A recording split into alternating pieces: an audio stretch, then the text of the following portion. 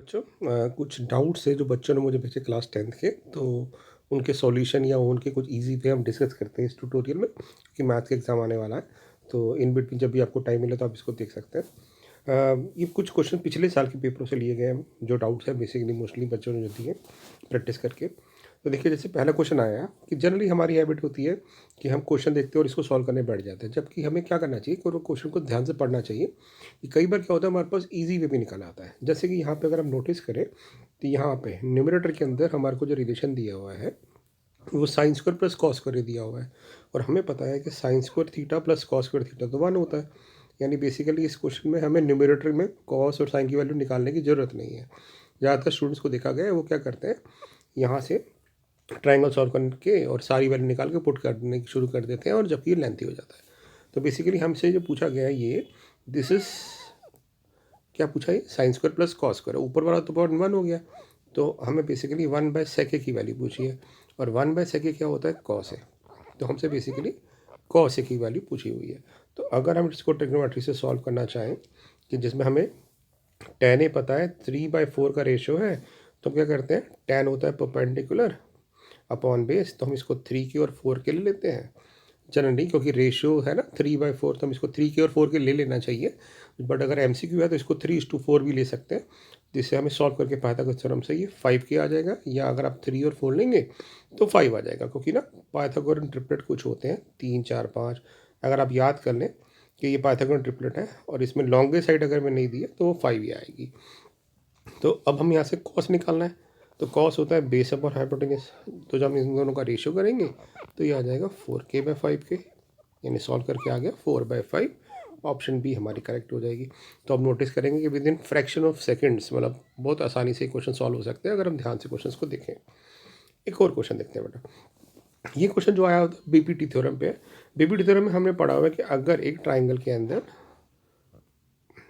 एक लाइन किसी दूसरी साइड के ट्राइंगल के पैरेलल है, मतलब अगर ये साइड इसके पैरेलल है तो ये लाइन इसको इक्वल रेशियो में डिवाइड करती है। यानी अगर हम इसी ट्राइंगल को देखें तो ये क्योंकि लाइन दी हुई है D parallel to B C है, इसका मतलब A D by D B is equal to होना चाहिए A E by E C, right. But अगर आप ऑप्शन देखिए तो यहाँ पे ना ए सी आ रहा है, यानी फुल लेंथ आ रही है। तो फुल लेंथ आ रही है तो बीपीटी की एक थ्योरम मॉडिफाई भी हम कर सकते हैं कि अगर ये सेम रेशियो में कट कर रही है तो जब हमें पता है कि जब हम इसको मॉडिफाई करेंगे तो ये ऐसा भी हो सकता है कि A D by A B, यानी ये साइड और पूरी लेंथ का जो रेशियो होगा वही दूसरी साइड होगा ए ई बाय पूरी लेंथ, और इसको आप प्रूव भी कर सकते हैं। बट एमसीक्यू है तो बस ये कंसेप्ट याद होना चाहिए। अदरवाइज आप इसको +1 करके देख सकते हैं, या रेसिप्रोकल करके +1 करके देख सकते हैं, ये रेशियो आएगा। तो हम एक बार चेक करते हैं। यहाँ पे पहले में दिया A D by A B equal to A E by C, जबकि ये गलत है क्योंकि सी नहीं होना चाहिए। अगर यहाँ पे ए डी ये लेंथ ले रहे हैं और ए ये लेंथ ले रहे हैं, तो अगर डिवाइड में यहाँ पूरी लेंथ ए बी आ रही है तो यहाँ भी पूरी लेंथ सी ए सी आनी चाहिए थी, जबकि गलत है। तो ये ऑप्शन गलत हो जाएगी। अगले पे चलते हैं। A D by A B equal to A E by A C, ये हमारी मैच कर रही है तो ये करेक्ट है।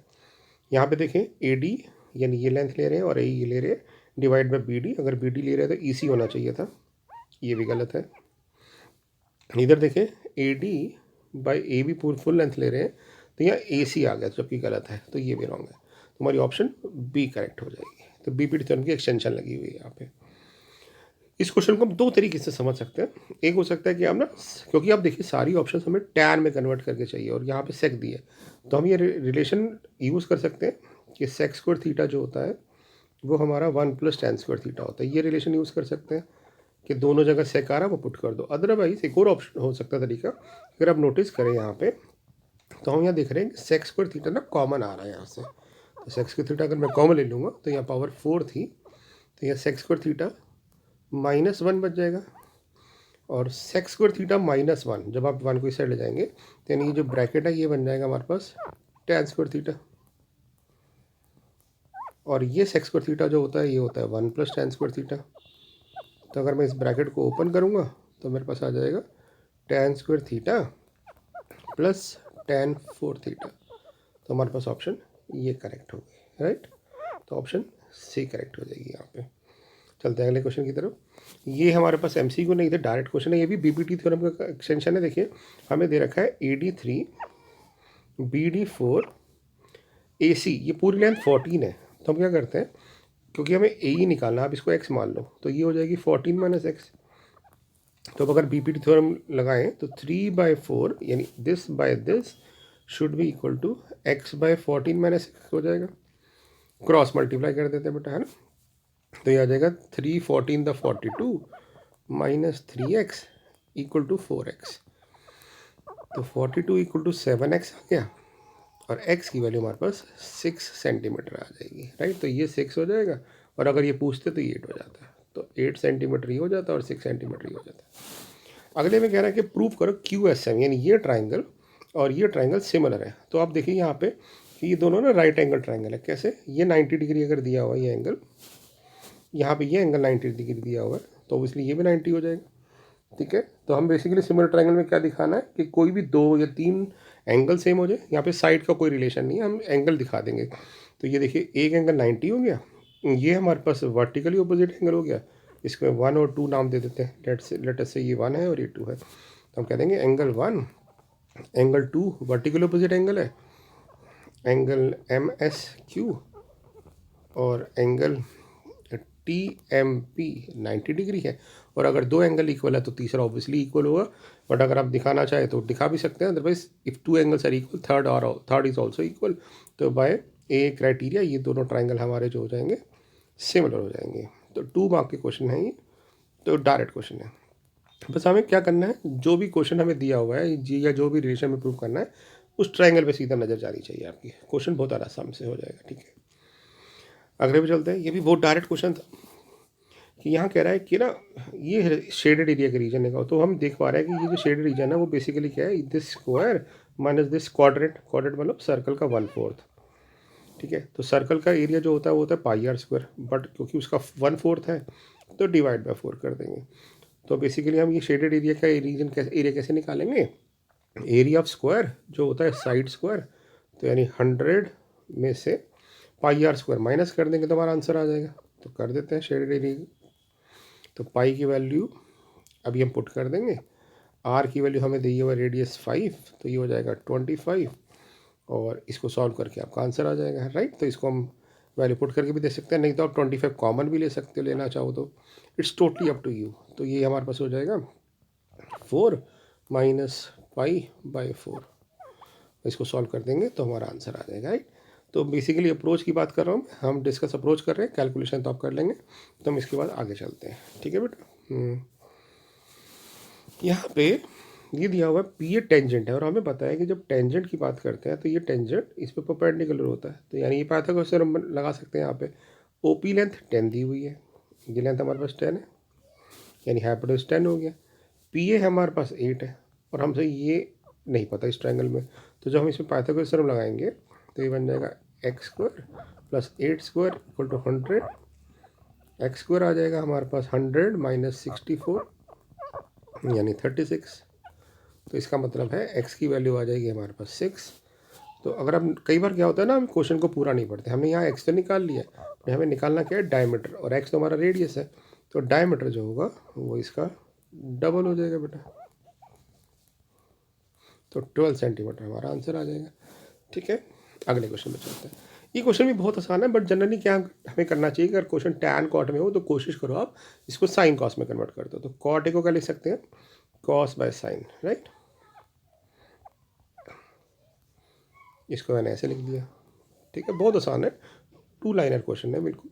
बस हमें ध्यान रखना, इसको कॉस साइन में जब कन्वर्ट किया तो आप नोटिस करेंगे कि ना कॉस से हर एक टर्म में आ रहा है, तो ये कॉमन ले लेते हैं, हर जो चीज़ सब में आ रही है वो कैंसिल आउट कर सकते हैं। तो कॉस से अगर मैं ये कट कर दूंगा सब में से, तो मेरे पास यहाँ क्या रह जाएगा 1 माइनस, और एलसीएम ले लूँगा तो रह जाएगा 1 माइनस साइन ए अपॉन 1 प्लस साइन ए, क्योंकि साइन ए जो दोनों के अपॉन था वो भी कट जाएगा।